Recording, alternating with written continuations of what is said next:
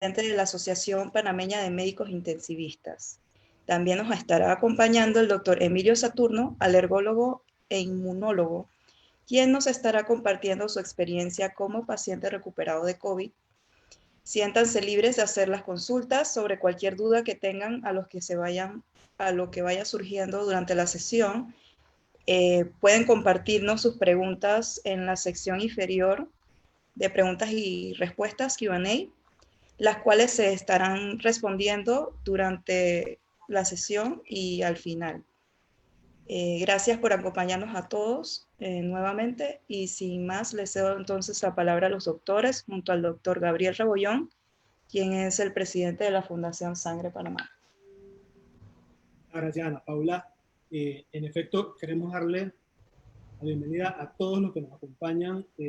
Hemos tenido más de 250 personas registradas para esta sesión y, como saben, se está transmitiendo en vivo por esta plataforma de Zoom y además por Facebook Live. También van a poder verlo posteriormente o escucharlo por el podcast de la Fundación, donde vamos a ir compartiendo los enlaces. Y sin más, pues iniciamos con el doctor Julio Sandoval, a quien le pido que active su micrófono y que nos cuente primero quién es el doctor Julio Sandoval. Buenas noches, Gabriel. ¿Se escucha bien? Excelente. Buenas noches. Primero que todo, agradezco la oportunidad a la Fundación Sangre Panamá y en especial a su presidente, doctor Gabriel Rebollón, por esta gentil invitación de poder compartir esta noche con todos los que están conectados en esta plataforma Zoom y a través de también las otras redes sociales de la Fundación. También le agradezco la participación a mi colega y amigo, el doctor Emilio Saturno, que nos estará acompañando esta noche.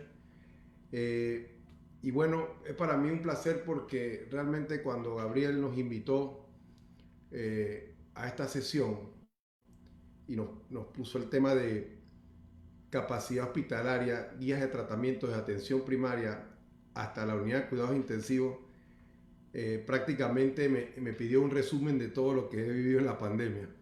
Y es una de las charlas que en realidad he tratado de recopilar la mayor información para poder compartirles a ustedes.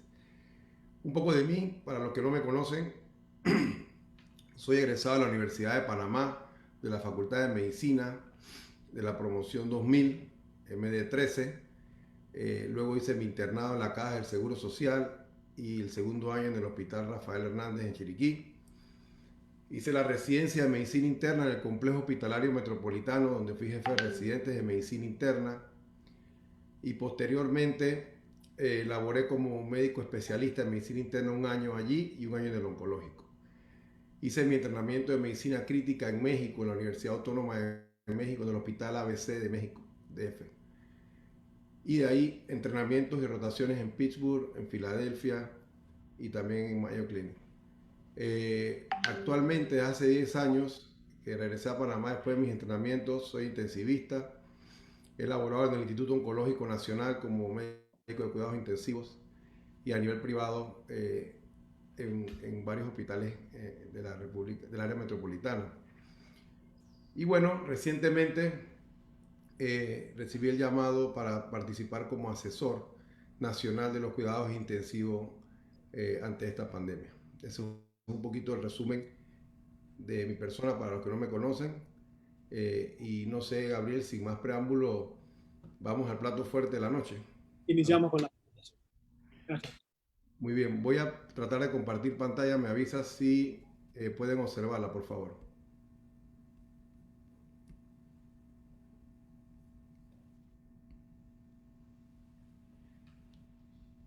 Se ve perfecto.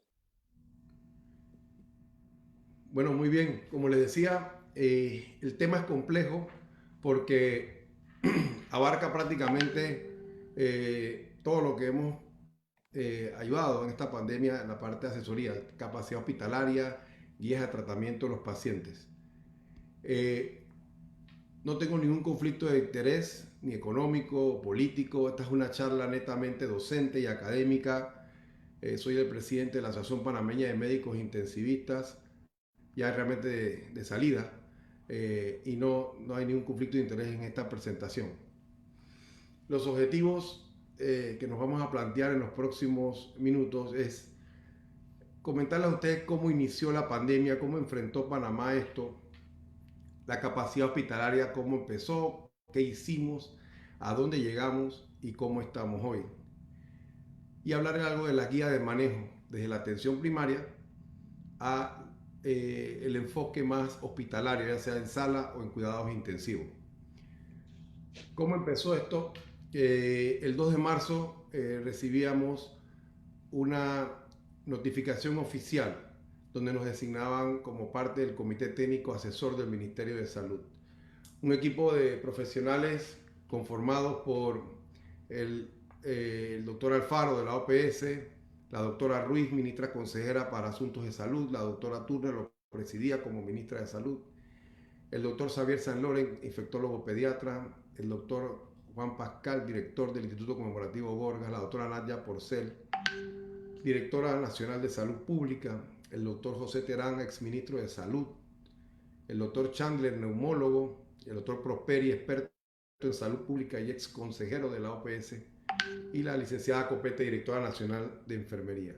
Este grupo se designó como el Comité Técnico Asesor del MINSA, y de ahí empezamos una lucha titánica que ya llevamos 6 meses en esto. Vamos a tratar de conversar algo de algunas definiciones de lo que es el sistema de salud, cómo está dividido, estrategias implementadas, la situación del COVID y cómo fuimos mejorando la capacidad instalada, camas hospitalarias, cómo se tienen contemplados algunos proyectos de ampliación, incluso de recursos humanos. Definiendo recursos físicos en las instalaciones de salud, son los recursos humanos, tecnológicos, insumos, equipos médicos, infraestructura que uno tiene para maximizar la atención de los pacientes. Cama de emergencia la definimos como aquellas que se agregan a la dotación normal de un servicio o sala por mayor demanda de ingresos. Camas disponibles o útiles son aquellas que se encuentran realmente instaladas y está dispuesta las 24 horas del día para recibir un paciente. Y las otras que definimos como SAM son esas infraestructuras provisionales habilitadas durante la contingencia del COVID-19 como sitios alternativos para la atención médica y permitir la ampliación de capacidad en estos pacientes. Ustedes recordarán cómo en otros países se habilitaron gimnasios, albergues, porque realmente se sobrepasó la capacidad del sistema sanitario. Así que teníamos que tener claro la definición de cada una de ellas al momento que iniciamos esta lucha. El sistema de salud en Panamá, complejo. Es un sistema de salud que empezó con un arrastre de varias administraciones, frágil, fragmentado, que intenta trabajar en coordinación entre el Ministerio de Salud y la Caja del Seguro Social. Pero sin embargo es un arrastre de muchos años de administraciones en el cual se han hecho intentos parciales por realmente trabajar de manera coordinada. Y eso realmente complicó el asunto. La salud pública, entre el 85 y 90% la destinan estas instalaciones de salud, tanto Ministerio de Salud como Caja del Seguro Social, y apenas un 10 a 15% de los pacientes a nivel nacional son atendidos en centros privados. Entonces ahí empezamos a trabajar también en lo que es una coordinación, en lo que es la coordinación de recursos, tanto humanos como equipo de protección especial, para que ambas instituciones trabajaran de manera más coordinada. Niveles de atención, vemos primer y segundo, tercer nivel. Recordar que el primer nivel de atención para la parte del ministerio, centros de salud, puestos de salud, para la parte de la caja, policlínicas, SULAPS. Ya los segundos niveles de atención, hospitales regionales, y pasamos ya al tercer nivel de complejidad, donde es un centro de medicina especializada. ¿Y cómo empezamos esta pandemia? Bueno, con recursos limitados. No es un secreto que inicialmente no contábamos con una capacidad de pruebas diagnósticas a nivel nacional. Aquí se movió muy rápido el Instituto Conmemorativo Gorgas, liderizado por el doctor Juan Pascal. Hicimos reuniones en la cual se decidió hacer lo que fue la Red Nacional de Laboratorios, tener descentralizada la capacidad del Gorgas para hacer pruebas diagnósticas a nivel nacional, tanto público como privado. Aquí tengo que hacer un alto y dar las gracias a muchas familias desprendidas, altruistas de este país, que realmente hicieron donaciones importantes al Gorgas para la adquisición de las primeras pruebas, porque como ustedes saben, hubo una restricción de pruebas a nivel global, mundial, y Panamá no se escapó de eso, pero rápidamente pudimos movernos y contar con pruebas diagnósticas. Hicimos un primer censo nacional con todos los jefes de cuidados intensivos a nivel nacional el 12 de marzo, y realmente contábamos en ese momento con aproximadamente 350 camas de áreas críticas, tanto intensivo como semi-intensivo, unos 500 ventiladores mecánicos entre fijos y de transporte. Incluso metíamos en este censo máquinas de anestesia que podíamos requerir como última medida para ventilar a los pacientes. Igual cantidad de monitores. No contábamos con tratamientos más complejos como el plasma convaleciente, remdesivir, favipiravir, tocilizumab. Inmunoglobulina sí contábamos, pero de manera limitada. Terapias como el ECMO, la membrana de circulación extracorpórea, y el citosol, que es una terapia de absorción de citoquina, empezaban a llegar a tener ya disponibilidad limitada. La trazabilidad, un talón de Aquiles con que empezamos esta pandemia, fuimos aprendiendo y mejorando. Tampoco la contábamos con tantos recursos destinados para esto. Y el plan de inteligencia epidemiológica, que también fue mejorando el transcurrir de la pandemia. Es decir, empezamos con un sistema de salud frágil y recursos limitados. ¿Qué se fue implementando a primer nivel de atención? Bueno, se mejoraron los centros de trazabilidad, eso fue muy importante. De eso se encargó en ese momento el viceministro de Salud, actualmente el ministro. Eso se fue mejorando a nivel nacional. Todos los estamentos de seguridad con las autoridades políticas locales, junto de la mano de las autoridades sanitarias, fueron trabajando en conjunto. Equipos de respuesta rápida. Instauramos lo que fueron equipos formados por médicos, técnicos de urgencias médicas, enfermeras, paramédicos, que iban al rescate de pacientes que se ponían mal en casa y llegaban en malas condiciones a los cuartos de urgencia. Así que estos equipos de respuesta rápida daban auxilio a los pacientes, además iban a buscar casos en los lugares donde había bastante clúster, y fue fundamental. Los equipos unidos de trazabilidad, ya se los mencioné anteriormente. Fuimos trabajando en la estrategia de hoteles y hospitales. Esto definitivamente alivió la carga inicial, aislando los casos positivos y algunos de sus contactos. Simultáneamente fuimos trabajando en lo que fueron las guías de tratamiento, tanto a nivel primario de atención como con mayor énfasis a nivel hospitalario. ¿Cómo uno enfrenta una pandemia de manera inicial? Hay indicadores que uno tiene que tener, son básicamente 3 pilares: su capacidad hospitalaria, seguimiento con indicadores epidemiológicos y pruebas diagnósticas. Como les mencioné, de una vez trabajamos con las pruebas diagnósticas. Para poder enfrentar esta batalla teníamos que tener la capacidad de diagnosticar. Eso se fue rápidamente solventando con la adquisición de pruebas de PCR, luego las pruebas serológicas, las pruebas rápidas y finalmente las pruebas antigénicas. Estamos esperando en un futuro próximo las pruebas de saliva también como capacidad diagnóstica. Indicadores epidemiológicos, tuvimos el acompañamiento por fortuna de epidemiólogos de alto calibre como el doctor Rodrigo Antonio, con seguimiento del Imperial College of London, donde nos transmitía cómo iba el tiempo de duplicación, el RT efectivo, que ahorita les explico más adelante con una gráfica de qué se trata, el número de casos y de funciones conglomerados. Teníamos que tener un seguimiento de alguien que nos fuera llevando la data epidemiológica y estadística. Y el otro enfoque es la capacidad hospitalaria. ¿Cuántas camas tienes en sala, en UCI, en semi-intensivo? ¿Cuántos ventiladores cuentas? Entonces ahí nos fuimos moviendo en ese aspecto de esos indicadores a nivel global. Esta diapositiva siempre las comparto en mis presentaciones porque uno dice, bueno, ¿qué pasa si no hubiéramos hecho nada? Los escenarios, basándonos en 3 tipos de RT, en realidad eran de muy mal pronóstico inicialmente. El mejor escenario con un RT cercano al 2.3 era que se esperaban unos 1000 casos de pacientes en cuidados intensivos. Y el peor escenario, hasta 5000 pacientes en cuidados intensivos. Es decir, ustedes recordarán que les dije que contábamos apenas con 350 camas un mes antes de esta gráfica. Y con estas proyecciones, si no hubiéramos tomado ningún tipo de medidas de restricción, distanciamiento social, cuarentena, nuestras unidades de cuidado intensivo seguramente se hubieran desbordado. Porque la proyección, en el mejor escenario, sin hacer nada, eran 1000 pacientes en cuidados intensivos. ¿Cómo nos fuimos moviendo? Esa gráfica que les presento fue de abril, ya para mayo. Vean cómo nuestra capacidad instalada ya iba reduciéndose a la mitad. Teníamos 49% de camas disponibles en sala y 43% de camas en cuidado intensivo. Aún no habría el hospital modular, con que esperamos que esas 100 camas nos dieran el colchón necesario para solventar la fase más crítica de la pandemia.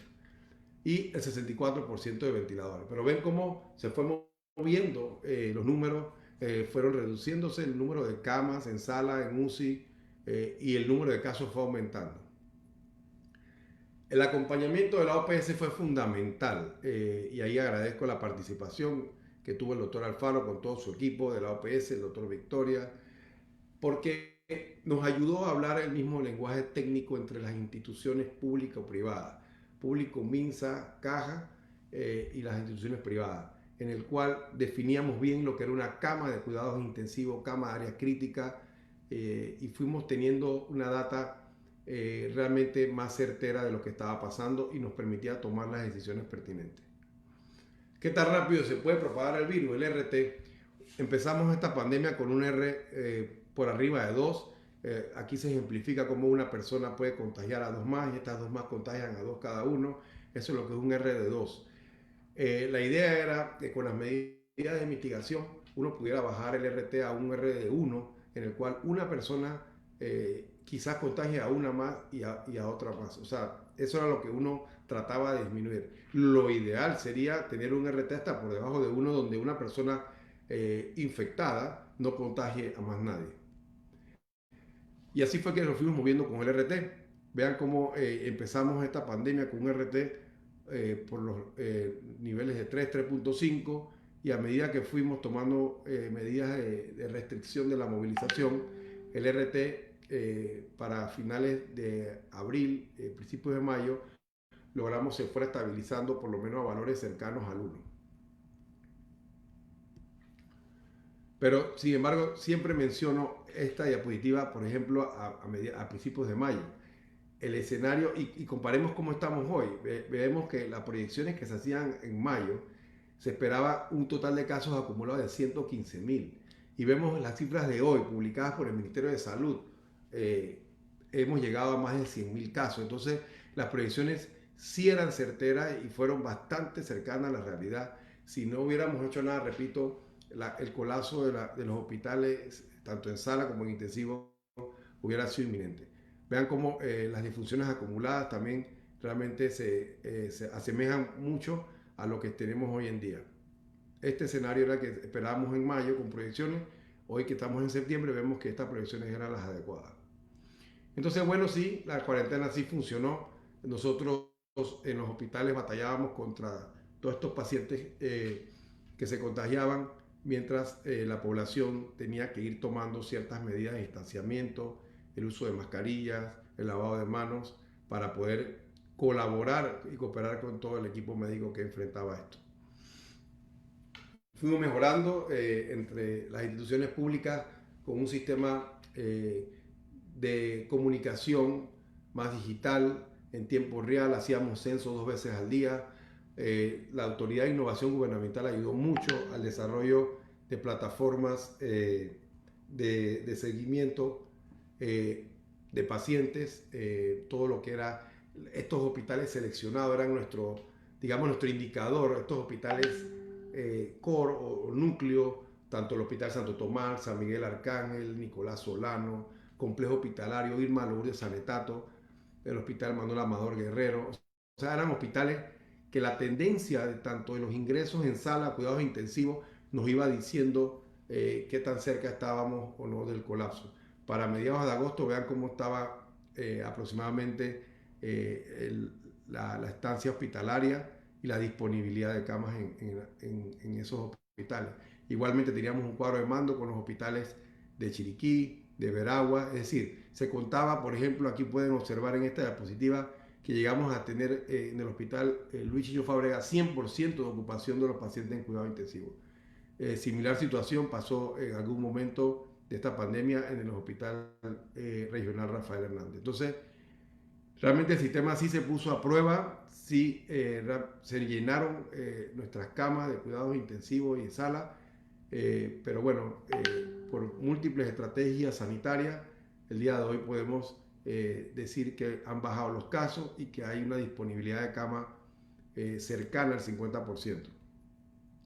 Vemos esta gráfica refleja un informe de hace un par de días en el cual vemos que ya diariamente, es un informe que se hace por día, uno sabe que cuenta con más de 50 camas de cuidado intensivo, 400 camas en sala en hospitales insignia como son el Hospital Santo Tomás, el Complejo Hospitalario, el San Miguel Arcángel, Nicolás Solano, como les menciono, Irma Lourdes Sanetato, esos hospitales que realmente recibieron el embate de muchos pacientes al inicio de la pandemia, hoy en día muestran por lo menos una disponibilidad de cama que deja a uno realmente más tranquilo. Esto ha sido un trabajo arduo, turno 24/7. Nosotros recibíamos llamadas del ministro de Salud o de la ministra de Salud, en el cual habían pacientes en ambulancia buscando el destino final para la atención de pacientes graves. Y había ocasiones en el cual entre el Ministerio de Salud y la Caja del Seguro Social tenían que trabajar de manera coordinada para literalmente prestarse camas en cuidados intensivos, porque en un hospital se llenó, entonces había cierta disponibilidad del otro y eran llamadas muy difíciles en hora de la madrugada que había que estar tomando decisión en dónde trasladar a estos pacientes para un cuidado definitivo. Me refiero a pacientes graves y críticamente enfermos. Se fueron trabajando en otras estrategias, pensando en los peores escenarios. Se habilitó el Figali Convention Center con 160 camas. Se tienen presupuestados proyectos como el Centro de Convenciones de Amador, el Instituto Técnico Superior Especializado, incluso el Centro de Convenciones de Atlapa. Son algunas infraestructuras que como capacidad hospitalaria se han ido estudiando pensando en los peores escenarios.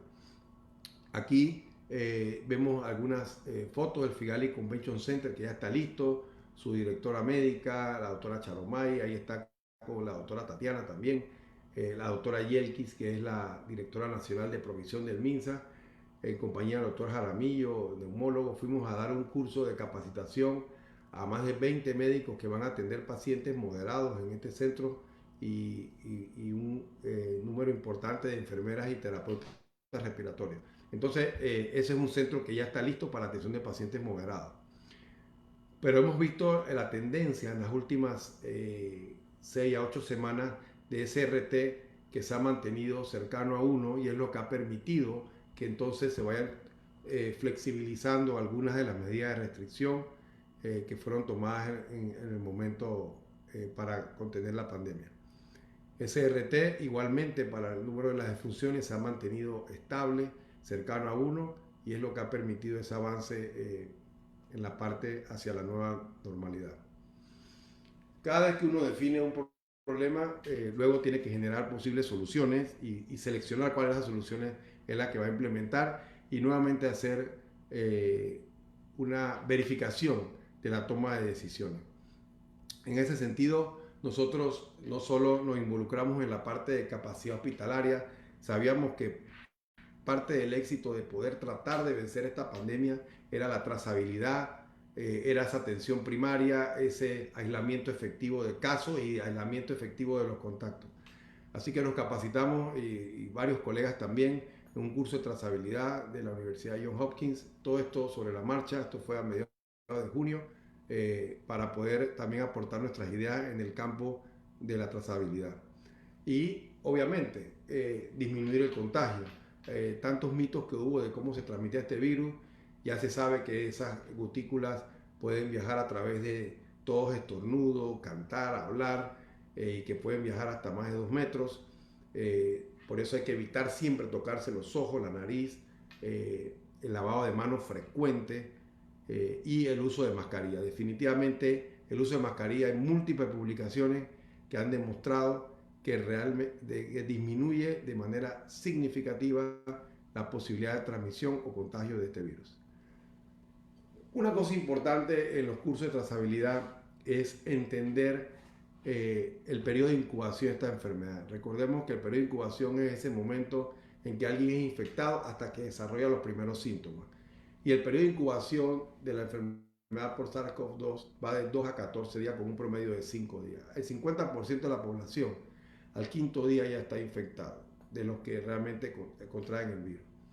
Entonces es importante saber que, a diferencia de otras infecciones virales, cuando la persona manifiesta el primer síntoma por SARS-CoV-2, probablemente 2 días antes fue que se contagió y se debe considerar su día como de contagio. Entonces, todo esto fuimos realmente afinando con la trazabilidad, se incluyeron plataformas digitales. Ustedes bien saben que en Panamá el Ministerio de Salud, en compañía con la Autoridad de Innovación Gubernamental, establecieron plataformas en las cuales permitían identificar contactos, aislarlos, o la trazabilidad a los contactos de los casos positivos, y fueron implementándose sobre la marcha este tipo de prácticas que definitivamente ayudaron.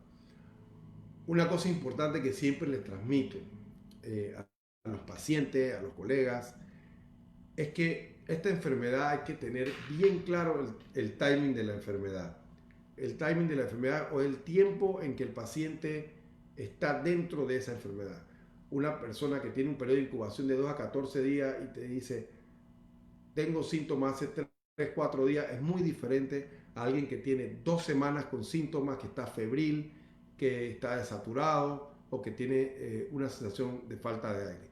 Entonces, importante establecer en una buena historia clínica cuándo fue el inicio de síntomas de la persona, con cuántas personas ha tenido contacto la persona, para poder obtener una historia clínica adecuada, estratificarlo dentro de ese periodo de la enfermedad y posteriormente tomar las decisiones que veremos más adelante. ¿Cuál es el típico progreso de la enfermedad por COVID? El 50% de las personas que se infectan por el SARS-CoV-2 van a tener un cuadro totalmente asintomático, y como ya ustedes han visto, muchas personas dicen, me salió la prueba positiva y ni siquiera me di cuenta. Es decir, es un cuadro totalmente asintomático hasta el 50% de la población. El otro 50%, el 80%, probablemente hay seres que dicen que hasta el 85% de los casos va a recurrir como un resfriado común o una gripe común y se va a recuperar en los próximos 10 a 14 días sin ningún problema. ¿De acuerdo? Entonces nos queda ese 15 a 20% de pacientes que van a requerir hospital. Allí sí tenemos que establecer algunas estrategias terapéuticas, pero de este 15 a 20% de pacientes que requieren hospital, el 85% se va a recuperar con manejo en una sala de hospital, con tratamientos para lo mismo. Y de aquí sí, un 15% va a requerir manejo en cuidados intensivos. Cabe destacar que la mayoría de las estadísticas decía que de los pacientes que ingresan a intensivos, la tasa de mortalidad estaba por 65%. En Panamá, con el manejo de los médicos de cuidados intensivos, de todo ese equipo de enfermeras, terapeutas que están al lado del paciente crítico, técnicos de enfermería, nosotros hemos logrado disminuir esa tasa de letalidad del 65%, que incluso en Nueva York, en el New England Journal of Medicine, publicaban una estadística de hasta 80% de mortalidad. Acá en Panamá eso se redujo a un 30%. Eso es bien importante destacarlo. Pero quería mencionar nuevamente, el 85% de los pacientes que caen con esta enfermedad van a tener un cuadro de recuperación normal, como un cuadro gripal leve. Importante y recordar que el 50% no va a tener prácticamente ningún síntoma. Esta diapositiva ejemplifica bien todo lo que es los 3 estadios de esta enfermedad. Esta enfermedad tiene un primer estadio de replicación viral, donde está la infección precoz, una fase de replicación donde el paciente va a tener algunas alteraciones del gusto y del olfato. Recuerden que esta es una de las enfermedades donde se altera el gusto y el olfato, puede tener fiebre, tos seca, dolor de cabeza. Esa primera fase de replicación viral es la que se han ensayado varios estudios con fármacos que no son antivirales, sino que tratan de modular la respuesta del organismo en esa fase de replicación viral, pero la verdad ninguno ha tenido un éxito contundente en esta primera fase. Luego el paciente pasa al estadio 2, que es la fase pulmonar, que es la que más nos preocupa, que es ese paciente que ya llega con falta de aire, con gasometría arterial o niveles de oxígeno bajos y con una radiografía, ultrasonido pulmonar, tomografía de tórax que muestra realmente un compromiso en la parte pulmonar.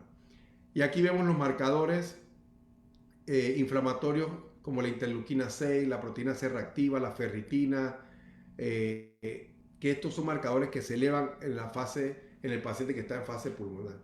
Ya cuando el paciente entra en una fase hiperinflamatoria, ese paciente grave que está en intensivo bajo ventilación mecánica, allí ya las estrategias terapéuticas son realmente heroicas, las medidas que uno utiliza con estos pacientes, porque realmente la cascada y el síndrome inflamatorio sistémico tiene al paciente realmente contra la pared. Hay factores de riesgo que ya hemos aprendido, como una edad mayor de 65 años, una enfermedad pulmonar obstructiva crónica, enfermedades cardiovasculares, diabetes, estados inmunocomprometidos, falla renal en estadio terminal, en diálisis o enfermedades hepáticas, como algunos de los factores de riesgo importantes para predecir una evolución más tórpida en los pacientes. Fisiopatológicamente, ¿qué ocurre? Cuando el virus entra al pulmón, desencadena una liberación de mediadores inflamatorios, factor de necrosis, interleuquina, que realmente provoca lo que hemos llamado una tormenta de citoquinas a nivel pulmonar. Pero no dejemos de vista también en estas diapositivas ejemplificarles que hay también mediadores que favorecen la microtrombosis a nivel pulmonar. Entonces, por eso es que se han definido dos tipos de fenotipos desde el punto de vista pulmonar, el fenotipo H y el fenotipo L. Ese fenotipo H se comporta como el típico estrés respiratorio del adulto, en el cual el paciente requiere intubación endotraqueal, ventilación mecánica, niveles de presión positiva elevada. El fenotipo L, donde predominan más los fenómenos trombóticos, el paciente requiere fracciones inspiradas de oxígeno altas, con medidas como el oxígeno de alto flujo, ventilación mecánica no invasiva y un mayor énfasis en la terapia anticoagulante.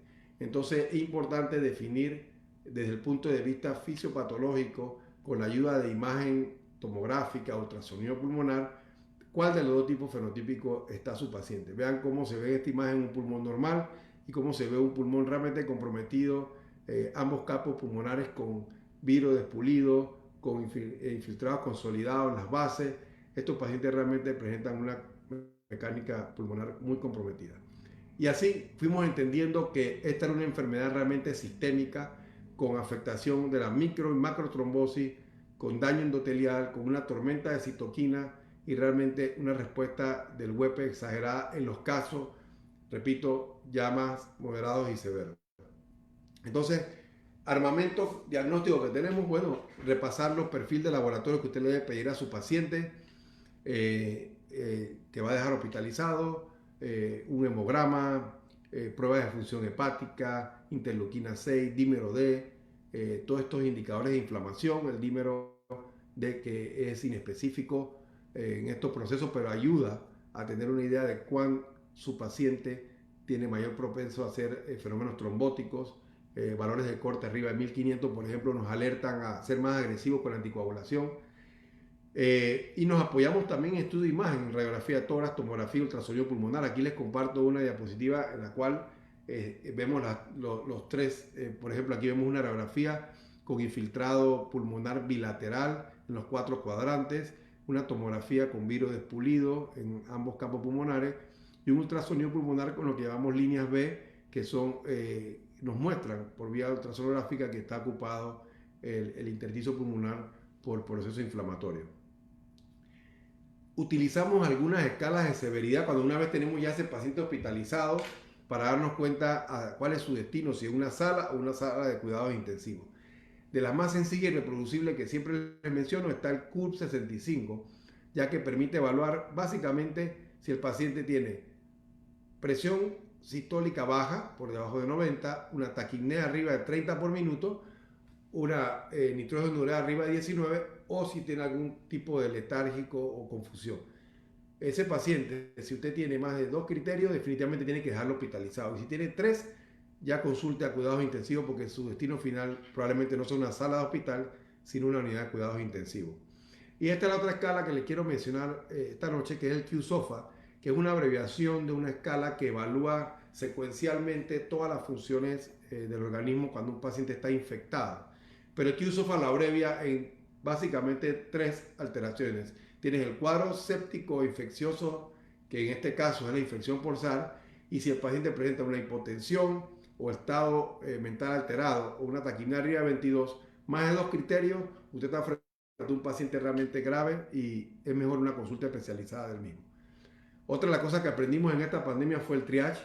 El triage de pacientes, esto se estableció por la Sociedad Americana y Europea de Cuidados Intensivos, en lo que son pacientes con prioridad 1 para ingresar a cuidado intensivo, el paciente crítico inestable que requiere un tratamiento invasivo. El prioridad 2 es el paciente que requiere oxígeno de alto flujo o a concentraciones altas, pero aún puede ser monitorizado en una sala de cuidado respiratorio especializado o en una sala semi-intensivo.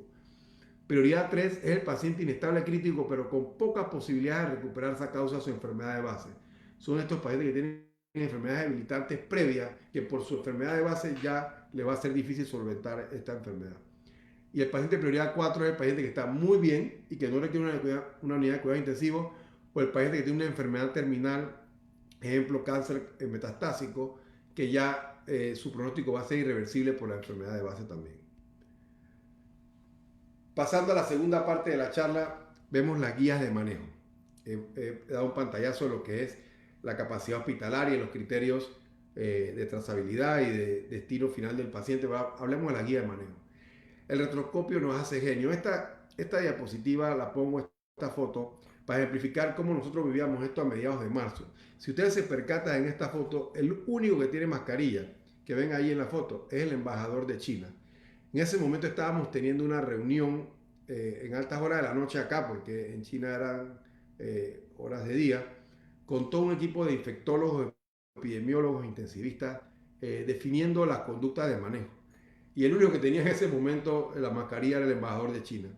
Ya fuimos aprendiendo después la transmisión del virus, que era necesario la utilización de mascarilla, pero es fácil criticar cuando uno está en medio de todo esto. Por eso puse la frase: el retroscopio nos hace genios, porque en ese momento, la verdad, no teníamos mayor información al respecto, pero hacíamos los esfuerzos con gobiernos hermanos que nos proporcionaron mucha información. Y así fuimos trabajando. Por ejemplo, el 31 de marzo, luego de que tuvimos tantos decesos en cuidados intensivos y que los pacientes todos evolucionaban mal, nos reunimos un grupo de médicos intensivistas de todo el país a discutir los casos, qué podíamos hacer diferente por los pacientes. Hicimos una guía de manejo para el paciente gravemente enfermo.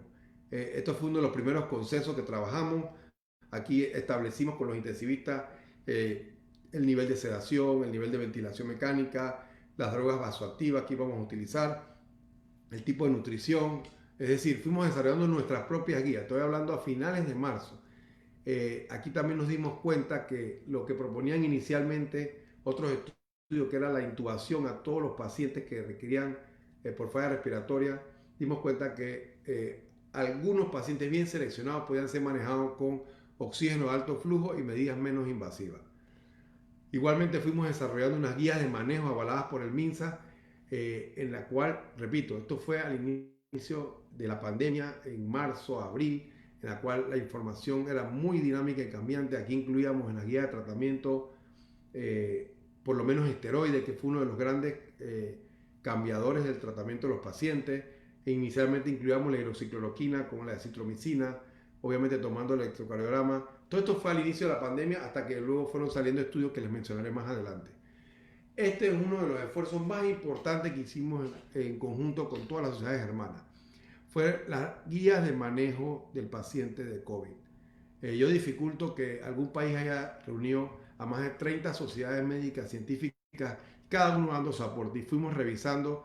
Un comité editorial junto con cada sociedad fue dando su aporte y fuimos revisando cada 2 semanas las guías hasta llegar a la versión 5.0. Se fue ajustando el tratamiento inicial intrahospitalario. Aquí vemos cómo por recomendación de cada sociedad se fueron adecuando esta guía de manejo.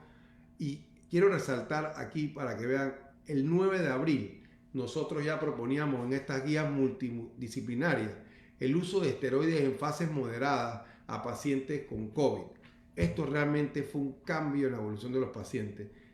Disminuyó el ingreso a cuidados intensivos y los que estaban en cuidados intensivos empezaron a mejorar la gasometría, sus valores de vasopresores se pudieron disminuir.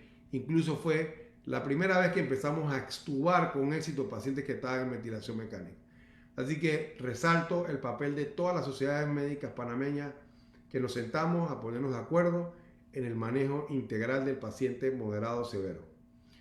Y simultáneamente fuimos trabajando en protocolos de estudio. Aquí había un protocolo al inicio de abril en el cual se trataba de determinar la eficacia de la famosa hidroxicloroquina y la citromicina, el cual posteriormente, por un estudio de Lancet, más de 96.000 pacientes que vio algunos efectos adversos, decidimos en conjunto con el comité asesor retirarlo del mercado de la estrategia terapéutica, porque en ese momento la evidencia que se tenía era que ponía en riesgo a los pacientes más que ayudarlos.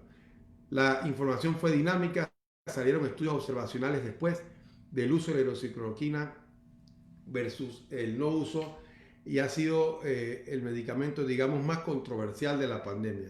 En realidad es un medicamento que ha sido, digámoslo así, politizado, porque los estudios observacionales, porque primero de este medicamento hablan, y digo politizado, hablan realmente cualquier persona sin ningún sustento científico. La mayoría de los estudios observacionales que tratan de demostrar un beneficio teórico in vitro en la disminución de la aplicación viral no ha podido ser corroborado con estudios de mayor peso específico estadístico, como son los estudios doble ciego, randomizados, controlados contra placebo, que es decir, un estudio más complejo en el cual le das un tratamiento a unos y a otros no le das y demuestras la eficacia. En esos estudios doble ciego, randomizados contra placebo, no se ha podido demostrar el beneficio de la hidroxicloroquina. Así que siguen siendo estudios observacionales los que abogan por su uso. Y fuimos evolucionando hasta que realmente sabemos que es multifactorial las causas de que han disminuido los casos.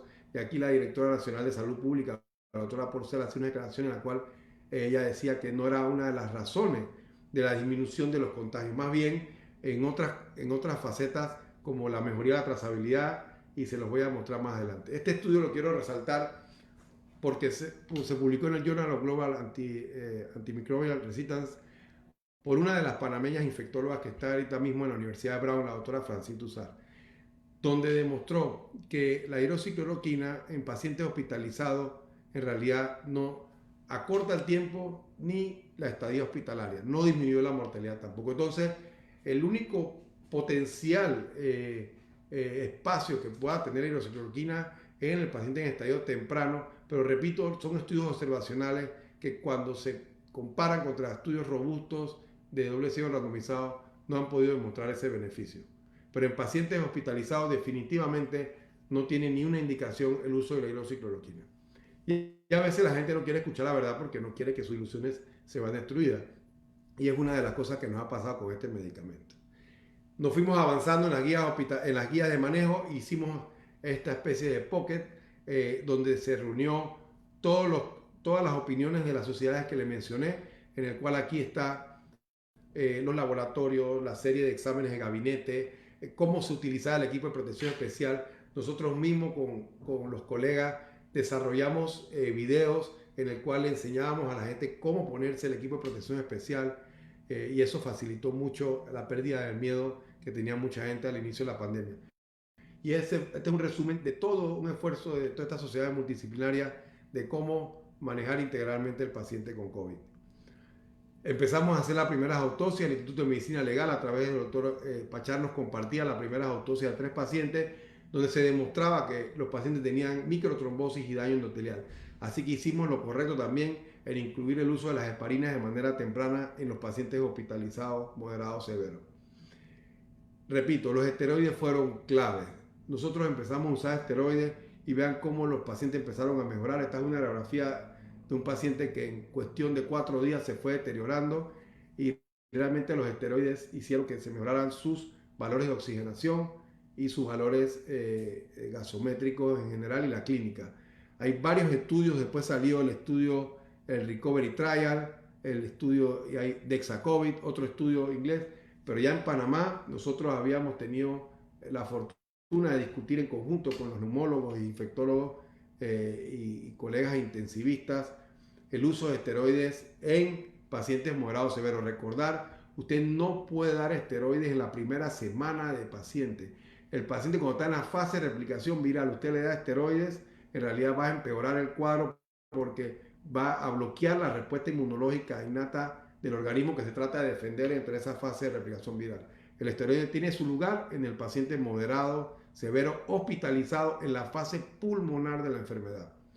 Se utilizaron otras estrategias, aquí está mi amigo el doctor Saturno en la conferencia, como las dosis de inmunoglobulina para tratar a estos pacientes moderados, severos, con estas tomografías, como unas estrategias heroicas, porque estos pacientes se nos estaban deteriorando al borde prácticamente de la muerte, así que se utilizaron estrategias como la inmunoglobulina, el uso de tocilizumab, que es un anticuerpo monoclonal para bloquear esos receptores de interleuquina 6, que ya se sabía que estaban aumentados en esta enfermedad.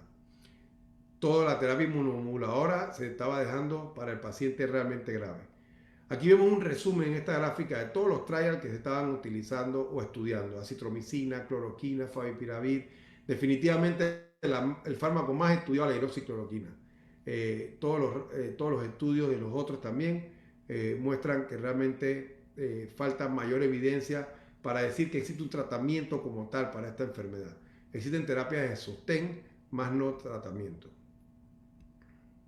El Remdesivir. El Remdesivir fue otra de las grandes luchas porque nos costó conseguir a Panamá la disponibilidad de Remdesivir. Toda esa producción del medicamento se destinó a otros países. Fue complicado, pero finalmente se consiguió. Es una prodroga análogo al nucleótido de adenosina. Su mayor beneficio es para el paciente que requiere oxígeno suplementario. Ya el paciente en intensivo, una vez que hay ventilación mecánica, es complicado y el beneficio es poco. En realidad, para paciente en fase pulmonar que está hospitalizado, que requiere oxígeno, pero que no esté en ventilación mecánica. La dosis de 200 miligramos el primer día y luego 100 miligramos por día hasta completar 5 a 10 días según cada caso. Ojo con la prueba de función hepática, hiperglicemia, porque estos pacientes sería una contraindicación relativa.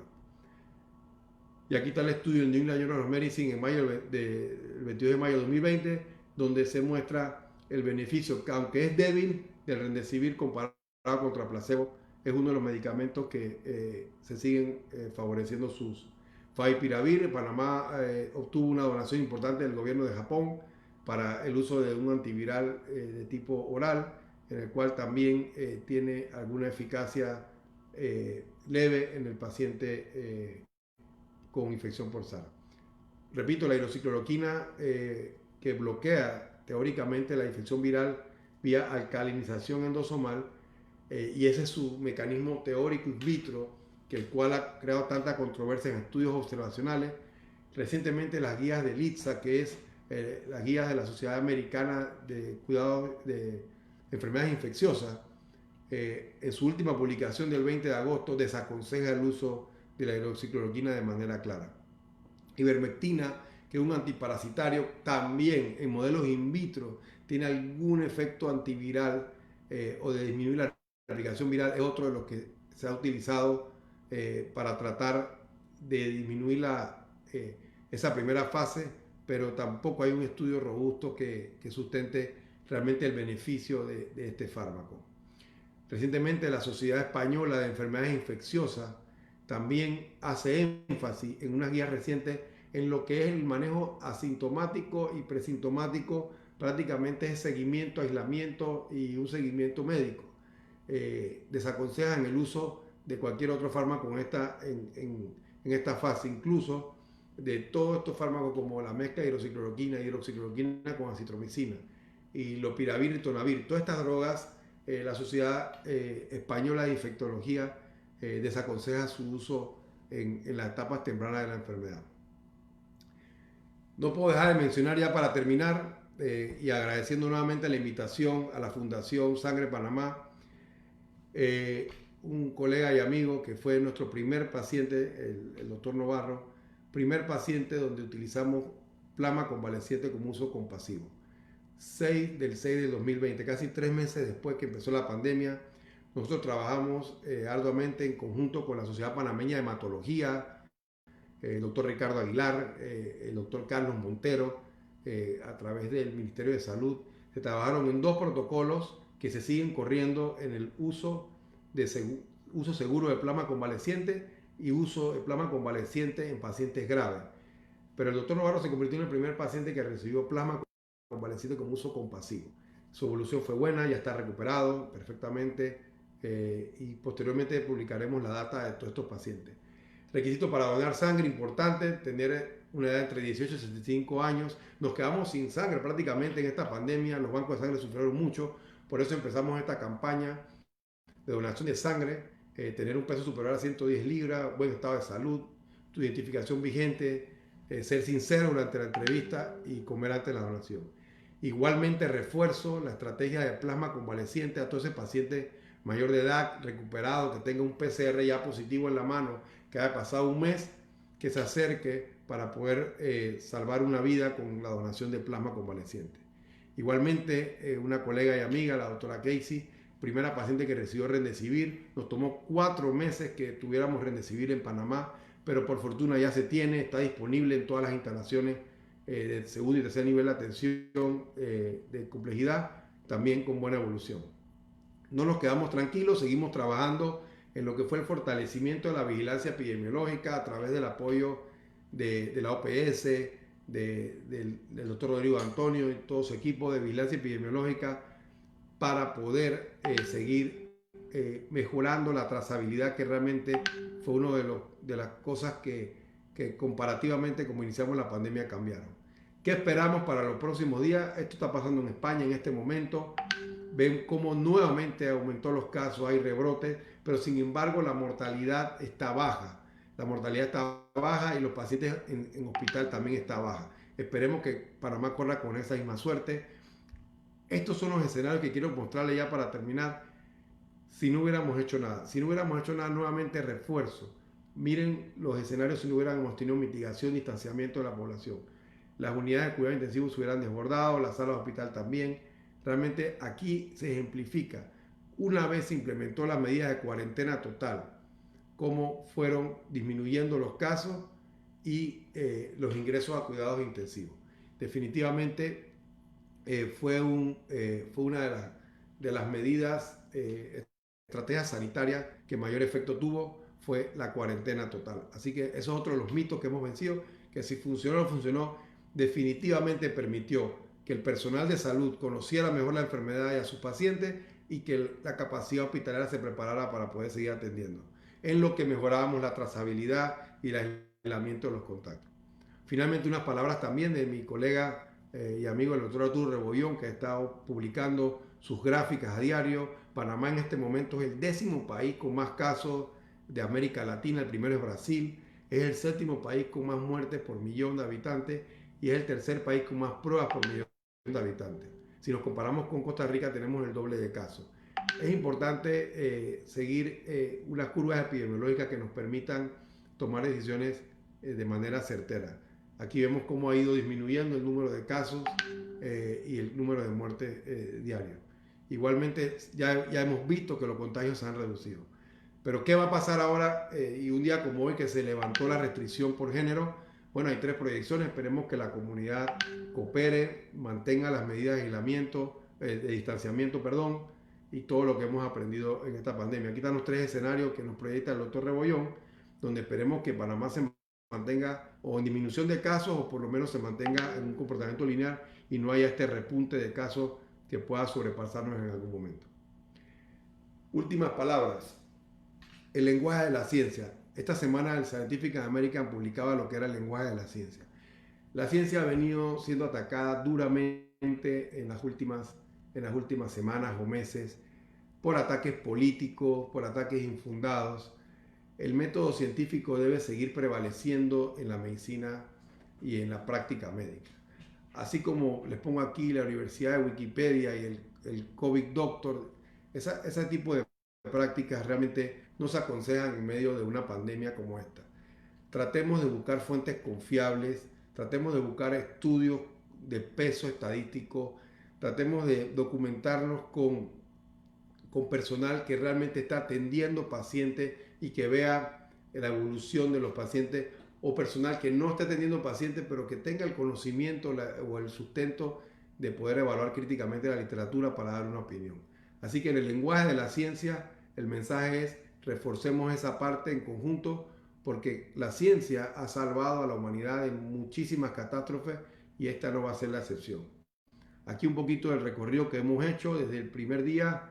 Fuimos a las instalaciones del San Miguel Arcángel, esto fue a principios de marzo, un hospital que no contaba con unidad de cuidados intensivos, ya hoy en día cuenta con 6 camas de cuidado intensivo, intensivistas, enfermeras intensivistas, terapeutas.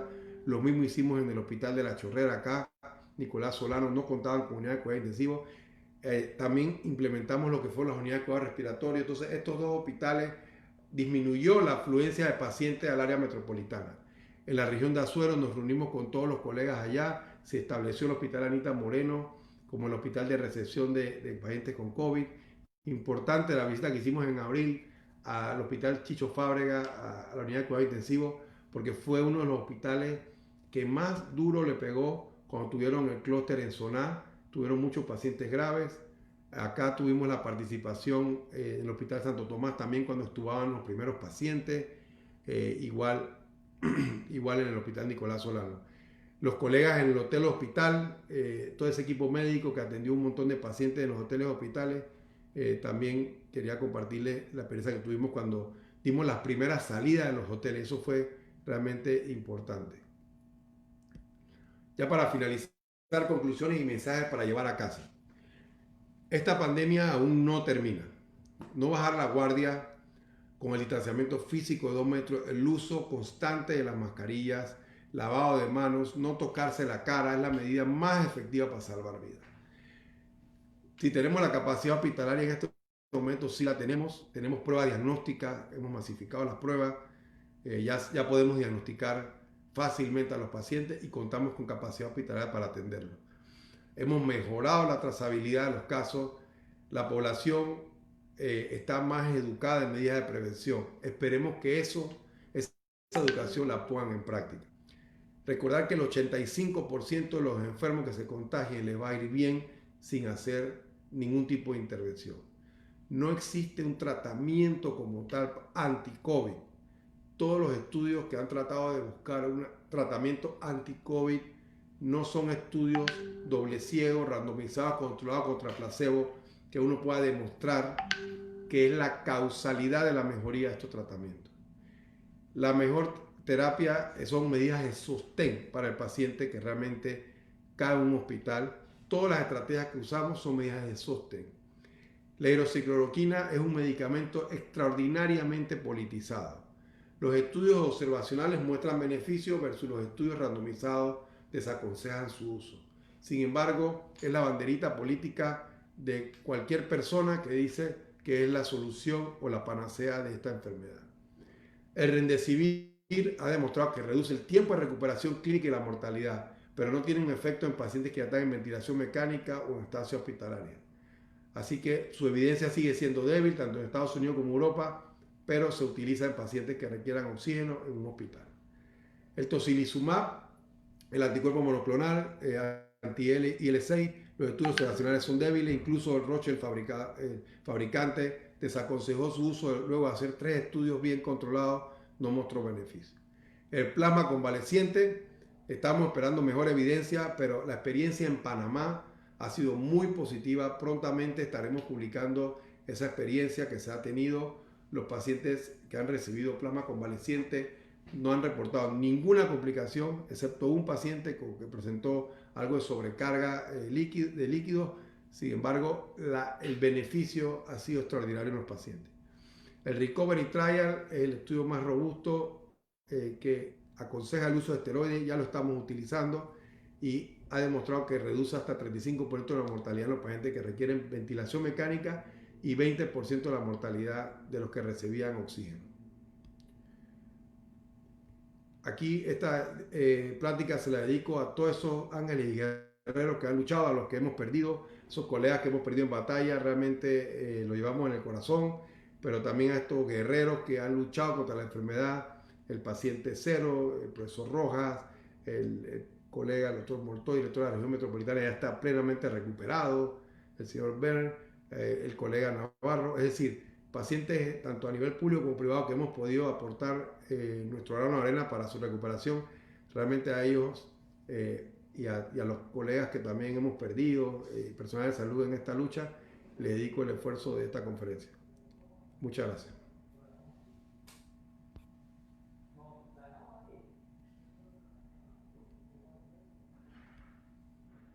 Muchas gracias, doctor, por compartirnos este pantallazo, que creo que este era un momento, es un día clave, ¿no? Con esta reapertura que estamos teniendo en diferentes sectores. Era un buen momento para recapitular cómo ha evolucionado el manejo del COVID-19 tanto en Panamá, en el mundo, y también la expectativa que podemos tener ante esta reapertura de Panamá.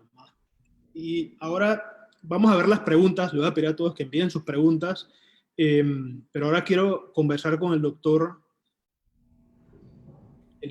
Emilio Saturno, para que nos comparta un poco su experiencia como médico, pero también como paciente recuperado de COVID-19, ¿no? Y empezamos con la primera pregunta: ¿quién es Emilio Saturno para todas estas personas que nos están viendo?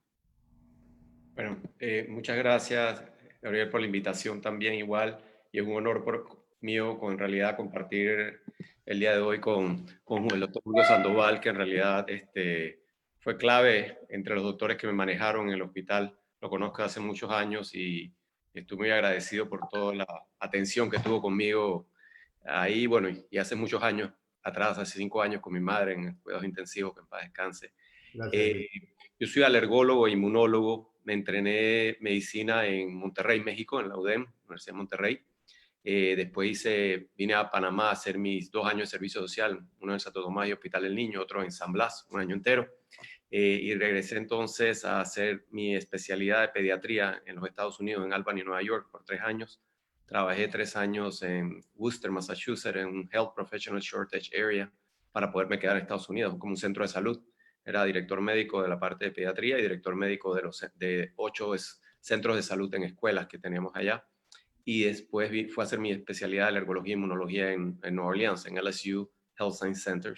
Y de ahí comencé mi práctica allá y me vine acá a Panamá, allá trabajando como alergólogo en una clínica privada y en cuarto de urgencia, hacía turno de cuarto de urgencia, iba una vez al mes. Los últimos 3 años estaba viendo una vez cada 2 meses. Y comencé mi clínica privada aquí en Panamá, en Consultoría Punta Pacífica, como alergólogo inmunólogo de niños y adultos, y eso es lo que me he dedicado en los últimos 16 años. Yo me fui a Nueva Orleans el 8 de marzo. En ese momento no había ningún caso aquí en Panamá ni en Nueva Orleans. El 9 de marzo declaré el primer caso de COVID aquí en Panamá y en Nueva Orleans. Y por ende adelanté mi vuelo por preocupación de que fueran a cerrar el aeropuerto y todo al jueves. Yo me quedé una semana, me regresé el jueves. Una semana después, el miércoles siguiente, yo comencé con síntomas de dolor de garganta, un poco de resfriado. Sobre 7 días después de haber estado en el aeropuerto, en el avión, probablemente fue donde me pude haber infectado. Vi pacientes allá en Nueva Orleans, muchos pacientes con fiebres y todo, pero ninguno documentado en ese momento con COVID, porque en el área donde yo estaba no se había documentado ningún caso. Cuando yo me regresé, habían 14 casos en todo el estado de Nueva Orleans, que eran muy pocos, y la mayoría eran en otras ciudades, pero en el hospital donde yo estaba no había ningún caso, y el primer caso se reportó una semana después. Así que es difícil saber, pero sí muchos casos, mucha influenza, que en esa época del año, allá y aquí en Panamá también.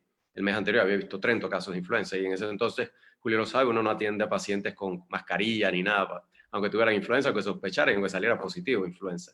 Definitivamente, cuando comencé con los síntomas, pensé que podía ser un resfriado, como me han dado anteriormente, un poquito de alergia, pero ya al día siguiente, al segundo día, tenía fiebre, escalofríos, y comencé con la tos. Y el tercer día la tos aumentó y ya me sentía que me faltaba un poquito más para respirar. Me fui a mi clínica a buscar el oxímetro para checar la oxigenación y me di cuenta que estaba un poquito bajando, pero bueno, respiraba hondo y se recuperaba. Yo, bueno, creo que esto parece que es lo que parece ser, pero bueno, sabía que, dije, bueno, si voy a llamar al MINSA que me hagan la prueba, mejor espero un día más a ver qué pasa, y ya cuando me amanecí, ya mi oxigenación había bajado y no podía recuperarme. Les aclaro que yo me automediqué con acitromicina, con corticoides en ese momento, antiinflamatorios, todo eso que se decía que no se debe utilizar. En ese momento se hablaba que no debían usar antiinflamatorios ni ibuprofeno, cosa que utilicé. Corticoides orales ni parenterales los debías utilizar. Los utilicé, usé inhaladores, el Symbicort, que es budesonida con formoterol, nebulizaciones con pulmicor, toda la gama de cosas que yo como alergólogo inmunólogo pensé que eran necesarias para darle la vuelta a esta enfermedad, y la citromicina, pero no hizo ninguna diferencia. Me hospitalizaron al cuarto día de haber comenzado, al tercer día de haber comenzado con síntomas. El miércoles comencé, el sábado fui al hospital ya mentalizado que me iban a hospitalizar. De hecho, llamé al doctor Pablo Barrera a ver dónde tenía que mandar a un paciente, si estaba en la privada, dónde se tenía que ir, y me comentó que ya podía ir a la clínica privada. De hecho, el sábado, el día anterior, el MINSA había autorizado a los hospitales privados por primer día de aceptar pacientes con COVID. Antes de eso no se permitía. Entonces, de hecho, la sala, yo estuve más de casi 14 horas en la urgencia esperando que habilitaran la sala para entrar. Fue el primer paciente con otro paciente más que nos trataron en el Hospital Punta Pacífica, donde estuve hospitalizado y donde laboro hasta el día de hoy. Ahí me llamé a Julio y también el doctor Nelson Ferrer, que está ese día de turno, y bueno, entré al hospital. Las imágenes que está mostrando Julio de la tomografía, las mías eran iguales. La radiografía, la cantidad de oxígeno que requerí desde que entré al hospital en 12 horas progresó de estar respirando al aire libre y después a 2 litros a 15 litros, que es lo máximo que podía dar con mascarilla cerrada. Y ya, no podía subir más de eso. En ese momento me dieron la hidroxicloroquina porque era lo que se recomendaba. Todos los días se veía qué tratamiento nuevo se podía seguir. La citromicina también. Y la verdad, seguía con fiebre y dificultad respiratoria severa, con mucha angustia respirar. La verdad que es muy desagradable esa sensación, que los que han tenido lo entienden, y la verdad que no se la deseo a nadie.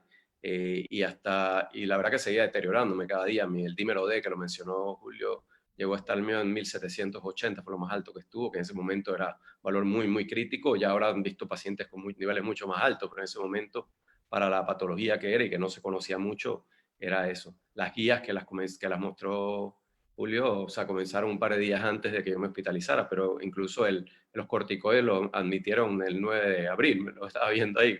Fue varios días después que ya había salido del hospital. Yo estuve 18 días hospitalizado.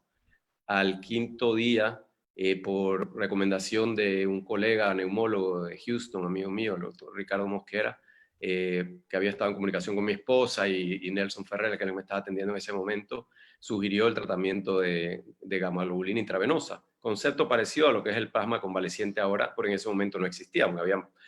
Yo cuando salí del hospital habíamos 14 recuperados en Panamá, o sea, era nada, y salimos 3 personas ese día del hospital, o sea, éramos de los primeros pacientes literalmente, y a pesar de haber estado 18 días hospitalizados. O sea que la duración de los pacientes que entraban al hospital era muchísima, y por eso lo que hizo el doctor Julio con el doctor Sainz, el comité asesor, fue extraordinariamente importante, porque si se hubiera infectado la cantidad de gente que se podía haber infectado al principio, se hubiera saturado el sistema con muchos pacientes, y no se conocía nada de la enfermedad. Ahora ya se entiende más. Ya cuando ellos comenzaron a utilizar los corticoides, la cantidad de pacientes que entraban a cuidado intensivo, que se empeoraban, era mucho, mucho menor y que podían salir más rápido del hospital. Pero en ese momento era muy difícil haber peleado lo que pelearon, y lo hicieron un trabajo excelente con la información que se tenía. Y adaptando día a día, yo veía que las guías las cambiaban cada día, cada 2 días andaban modificándolo. Es un trabajo, y para colmo, de honores y de horas y horas y horas, o sea,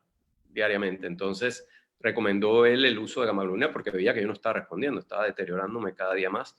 Y cuando me lo mencionaron, yo como inmunólogo me pareció que era una buenísima idea y estaba dispuesto a usarlo. No lo habían utilizado en Estados Unidos, no lo habían utilizado aquí en Panamá tampoco. Él lo sugirió por un par de casos, 3 a 5 casos que habían utilizado en Wuhan, China, con gamma-globulina, y que estaban menos graves que yo. Y la verdad estaba dispuesto a utilizarlo. Y después de la tercera dosis, el cuarto día que me amanezco, por primera vez sentí que podía respirar un poco más profundo y tenía hambre. O sea que sentí como que ya le dije a mi esposa, le dije a Nelson que ya no me moría, porque en ese momento, hasta ese momento no sabía cuánto podía haber durado seguir respirando así como estaba, ¿no? La verdad que fue difícil y bueno, y ahí me costó después destetarme del oxígeno. Esa última semana que Julio estuvo involucrado, sabía que yo estaba desesperado, pero no podía, o sea, me trataba de bajar el oxígeno, o sea, ir al baño costaba, o sea, como si hubiera corrido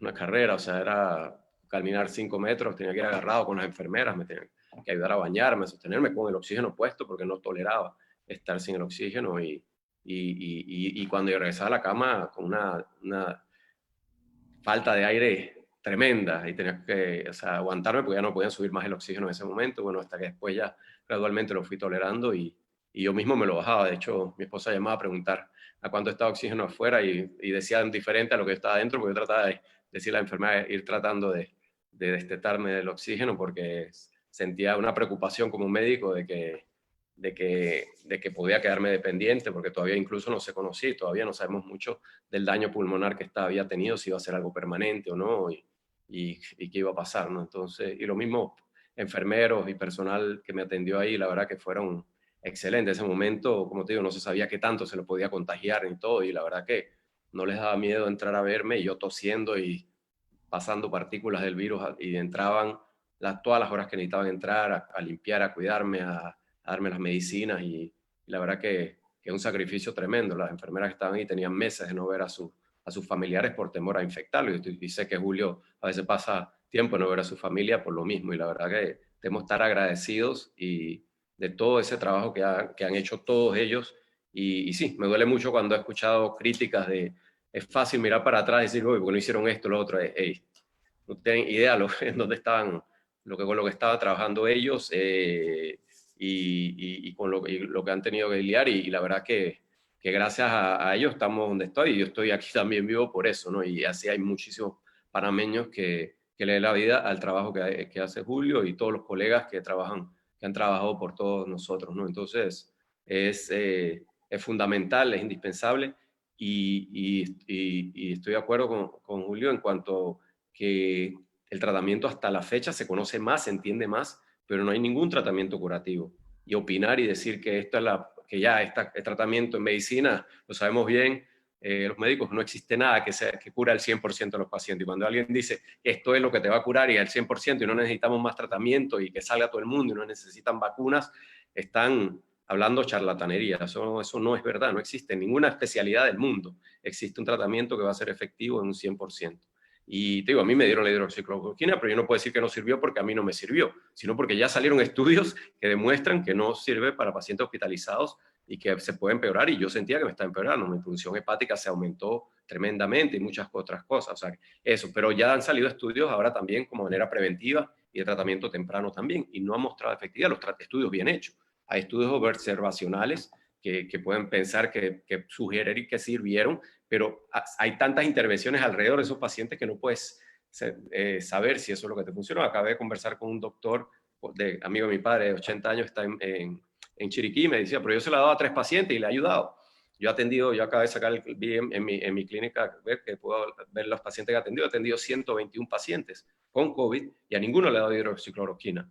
Y también se han salvado, o sea, 2 que han quedado hospitalizados. Yo creo que estadísticamente, proporcionalmente, es algo esperable, pacientes que eran de mayor edad, o sea que, pero no puedo decir cuál intervención que hizo fue la que más le sirvió. O sea, uno tiene que basarse en la ciencia, y es lo que están las recomendaciones que han hecho aquí en Panamá, y gracias a ellos la basaron. En el momento que yo entré al hospital, la mortalidad si me intubaban, era un 85-90%, o sea, las odds estaban en contra de mí, y por eso yo cuando le dije a Nelson, le pregunté, oye, ¿qué podemos hacer si necesito un poquito más de oxígeno? Y tengo que intubar. Y, ok, vamos a esperar, voy a aguantar, me voy a quedar quieto, me tenía que quedar literalmente acostado, me trataba de levantar un poquito para comer algo y se me baja la oxigenación, y mi temor era en cuál de estas no se va a subir otra vez.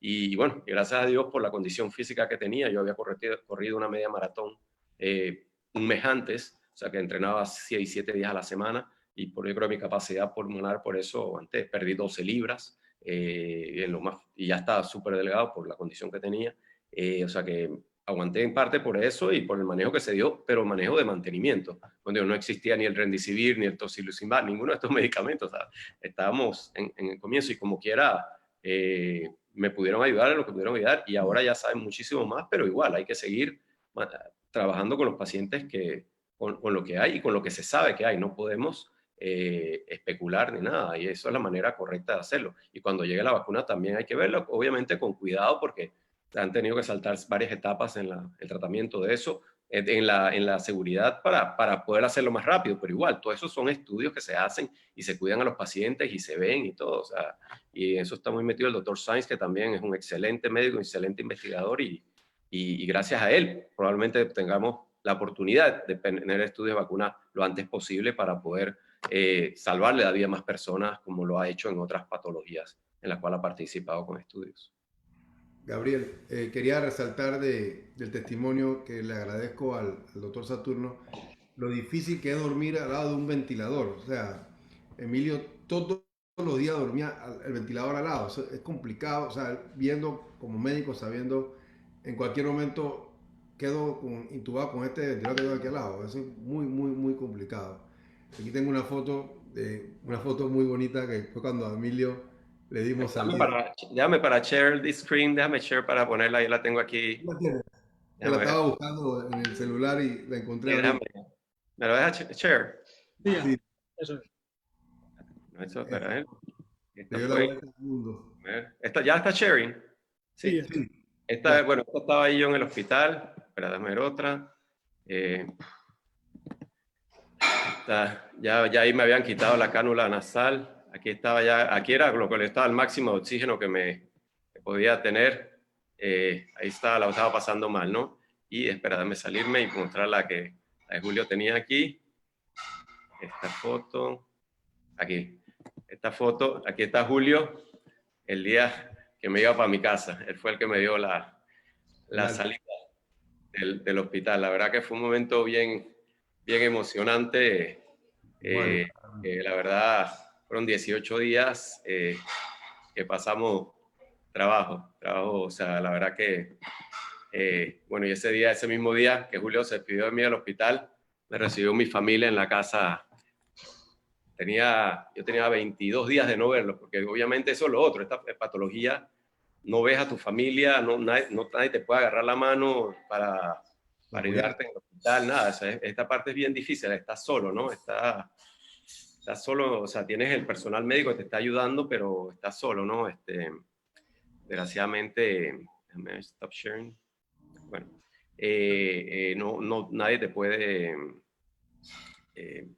nadie te puede saludar, cuidar, o sea, abrazar. Las noches se me hacían larguísimas, o sea, yo me dormía profundo a las 12 de la noche y me despertaba, juraba que había dormido 5 horas, despertaba y era la 1:30 de la mañana. Y así te ibas todos los días, o sea, era difícil y lo siento mucho por las personas que pasan por eso y los que han tenido que despedir a sus seres queridos de esa manera. De ser muy, muy difícil.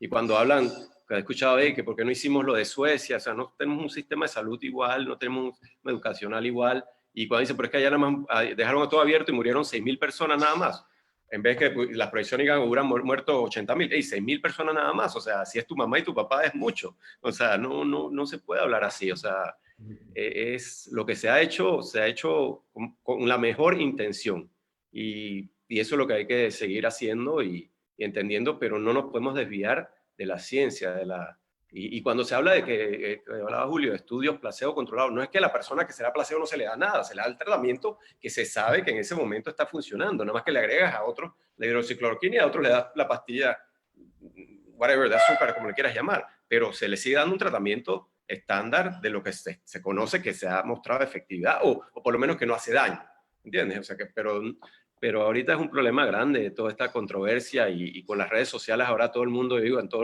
los grupos de WhatsApp hay un experto en medicina y que opinan y todo, ¿no? Y es frustrante a veces uno como médico eso. Y bueno, y vi que ahorita alguien está preguntando lo de la reinfección, una de las preguntas que estaban hablando.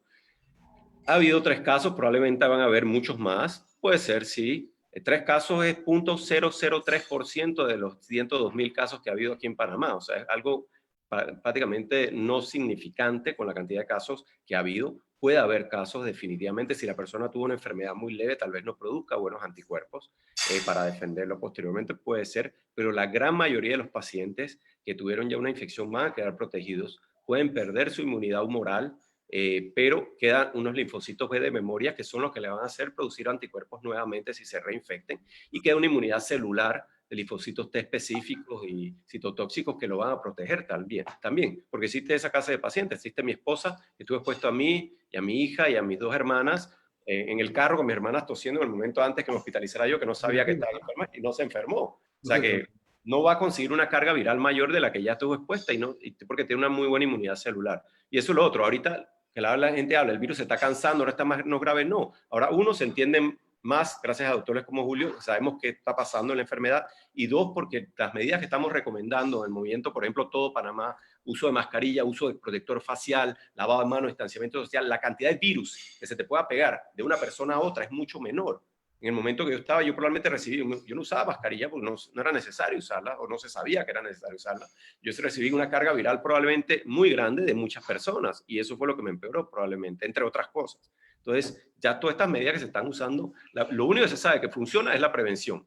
De que uno, para que no te enfermes, y 2, si te enfermas, te dé una carga viral mucho menor para que tu riesgo de que una enfermedad severa sea muchísimo menor. Y de ahí, ¿cómo paramos esa prevención también? Que esas personas que se contagien con o sin prueba positiva, porque yo he tenido casos de pacientes con todos los síntomas y le dicen que no tiene porque salió la prueba negativa y se van felices a su casa. No, esa persona sigue contagiando a otras personas, o sea que hay que mantener la cuarentena obligatoria en las personas que se contagian. Tengan una prueba positiva o no, es importantísimo eso. Muchas gracias, doctor. Y la verdad es que, bueno, primero, qué bueno que se haya recuperado y que pueda estar hoy con nosotros. Y uno de los motivos también por el que quisimos conversar con usted era justamente porque durante su proceso de recuperación usted compartió un video en redes sociales que se viralizó en las redes sociales y también en medios de comunicación. Y se podría decir que para muchas personas le puso por primera vez una cara lo panameña, una cara de alguien cercano que estaba sufriendo de la enfermedad y que probablemente mucha gente siguió su evolución hasta el proceso de recuperación. Gracias. Sí, era frustrante, como médico era difícil estar como paciente, ¿no? Pero sabía que estaba en buenas manos, con Julio, Nelson Ferrer y todos ellos, pero es difícil, es frustrante saber cuando no hay un tratamiento que te podían dar y no sabías a dónde iba a terminar, ¿no? Pero gracias a Dios, bueno, estoy aquí. Y ahora vamos a empezar ya con las preguntas que nos han enviado el público, los asistentes. La primera es, ¿cuál es la proporción de fallecidos en pacientes hospitalizados y en cuidados intensivos? Esa respuesta es variable porque empezamos con una mortalidad muy alta, como menciona Emilio. Esa mortalidad fue disminuyendo a medida que fuimos aprendiendo. Por ejemplo, al principio intubábamos prácticamente a todos los pacientes y una vez intubado al paciente, más del 50% de mortalidad. Nosotros logramos bajar de ese 50% hasta un 30% la mortalidad de pacientes gravemente enfermos con medidas de soporte no invasivo y con el uso de los esteroides. Así que por lo menos a un 30% te diría que bajó la mortalidad tanto en las salas como en los pacientes en cuidados intensivos.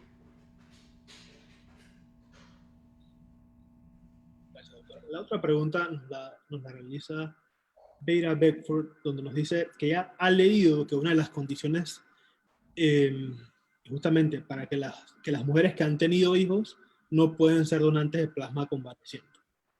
¿Usted le podría hablar un poco más del tema? Sí, bueno, Emilio es más experto que yo, pero es por los anticuerpos que pueden pasar por la placenta.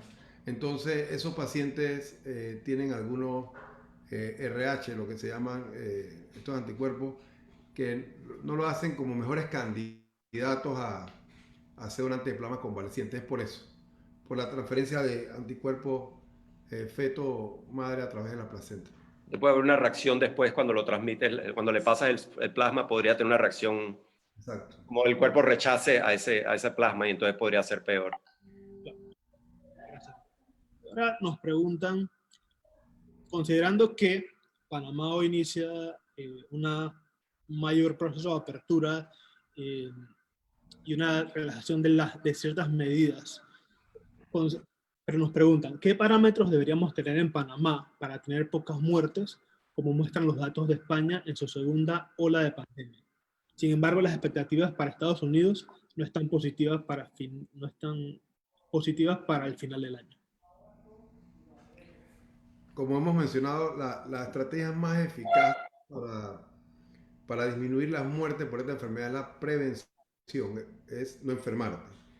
Y si te enfermas, la cuarentena para evitar más contagios. Y si presentas síntomas de alarma, como es la tos, la falta de aire, y ahora que tenemos la facilidad de tener oxímetros de pulso en casa, si cae por debajo del 93%, acudir rápidamente a atención médica para evitar que vaya progresando la enfermedad a esa fase pulmonar hiperinflamatoria que dijimos, fase 2 y fase 3. Así que es difícil predecir si nos va a ir igual que los números que vemos en España, pero aumentando las medidas de prevención y acudiendo tempranamente al médico con los síntomas de alarma, yo creo que esas son las estrategias para que los escenarios sean similares a los de España. Y eso probablemente es lo que se ha visto en muchos países que a veces piensan que han abogado de que, bueno, fue por el uso de la hidroxicloroquina, como en Guayaquil y otros lugares. Las personas susceptibles murieron probablemente al principio, cuando morían miles de personas. Ahora, muchas de las personas que se están infectando ya no son personas tan susceptibles con tanto riesgo de fallecer. En España, por ejemplo, muchos de los casos es porque habían abierto discotecas, bares, restaurantes, todo. Entonces, la población que se está enfermando, tengo entendido, es una población más joven. Entonces, obviamente, los riesgos de mortalidad es menor. Ahora, hay que entender eso. La mortalidad es lo que se calcula por 100.000 habitantes. La letalidad del virus sigue siendo la misma, que es más o menos un 2%, 2.3%. O sea, que de a 100 personas, de las que se infecten, promedio de 2 personas van a fallecer, ¿sí? La mortalidad aquí ha bajado porque los casos han bajado. No es porque estamos haciendo ciertos tratamientos que se abogan, o en otros países igual, o sea, que se piensa que fue eso. Tiene que ver mucho con eso, o sea, que eso también hay que tomarlo en cuenta. Pero sí, por eso la prevención, como dice Julio, es sumamente importante para que se contagien menos personas, por ende la mortalidad menor y la cantidad de virus que se les pegue, si se les llega a contagiar, es muchísimo menor también. Entonces, los riesgos de una enfermedad más severa es menor. Nos pregunta Samuel Guevara y Elis Onodera, ¿qué opinión merece el uso de anticuerpos de origen equino, terapia que se encuentra en estudio en Costa Rica, por ejemplo? Costa Rica. No tengo mucha experiencia con eso, sí escuché que estaban hablando de esta posibilidad. Eso se ha visto en otras patologías de suero de caballo. Siempre hay el riesgo de una reacción adversa, ¿no? O sea, hay que tener mucho más cuidado en cuanto a que el cuerpo pueda rechazar el tratamiento, ¿no? Pero bueno, yo creo que es una potencial si logran bajar la alergenicidad, el potencial de alergenicidad y de reacción adversa a ese producto que podría ser considerada como una opción, ¿no? O sea, pero la verdad no tengo mucha experiencia científica para hablar más de eso, pero potencialmente, podría funcionar, ¿no? Pero no sé las indicaciones directamente de eso. Otra pregunta que nos realiza Ravina Martínez, ¿cómo ve el futuro de la pandemia versus pues, la vacuna? ¿No? Considerando que hay muchas expectativas, hay muchas casas farmacéuticas han hablado de la posibilidad de tenerla disponible para finales de este año en los países. Mira, buena pregunta. Yo creo que Emilio también va a participar en esta. Mira, hay que reconocer el trabajo de verdad invaluable que ha hecho el doctor Xavier San Loren junto con su equipo en Cevaxin, con la conformación del consorcio internacional liderizado entre Cevaxin y CASAT y con el apoyo del Senacid. Eso ha permitido posicionar a Panamá y que se ha visto en países como India, China, Estados Unidos, Australia, como un país potencialmente para entrar en los estudios de vacunas. Eso ya es ganancia y gracias al trabajo de esa gente que les acabo de mencionar. Entonces, es cierto que en este momento la vacuna AstraZeneca sufrió un revés, que es lo esperado en un estudio fase 2, fase 3, en que por un caso tú prefieres parar el estudio y reevaluar qué es lo que está pasando, pero eso no va a detener el proceso de vacunación. La vacunación es buena, ha erradicado ya enfermedades anteriormente como el polio, la viruela, es decir, la vacunación es buena y ha demostrado erradicar o mitigar las enfermedades. Entonces, el futuro de la pandemia tiene dos caminos.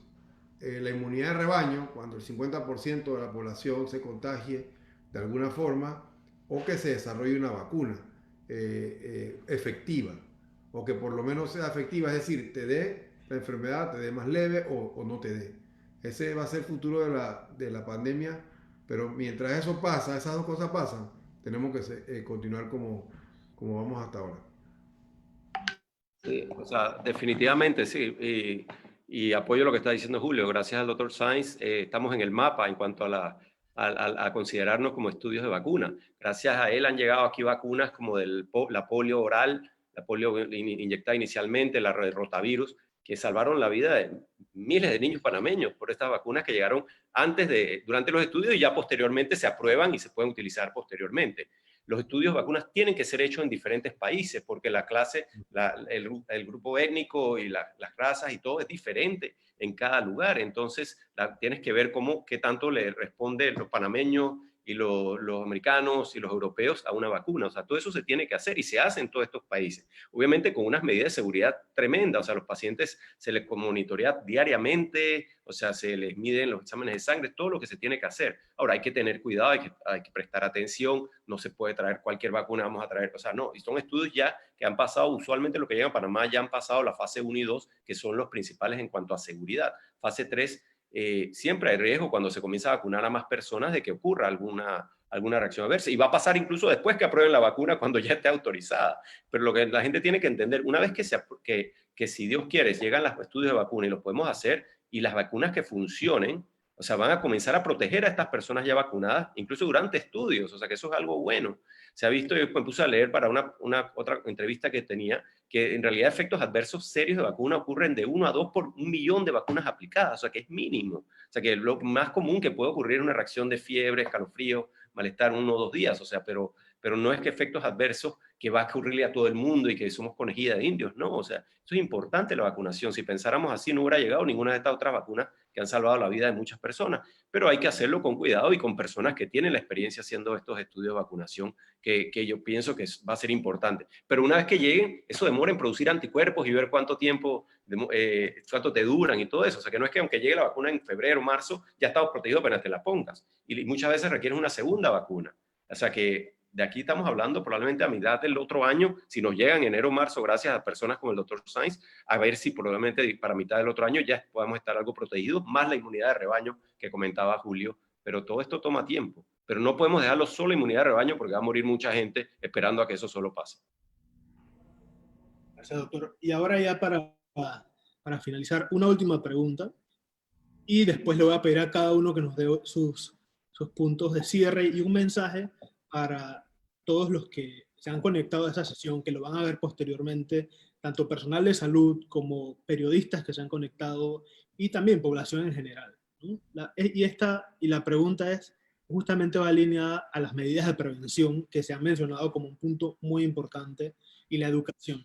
Cuando hablamos de este tema de educación y de prevención en salud, hay un sector y hay un sector de la población que no podemos olvidar, que son las comunidades indígenas.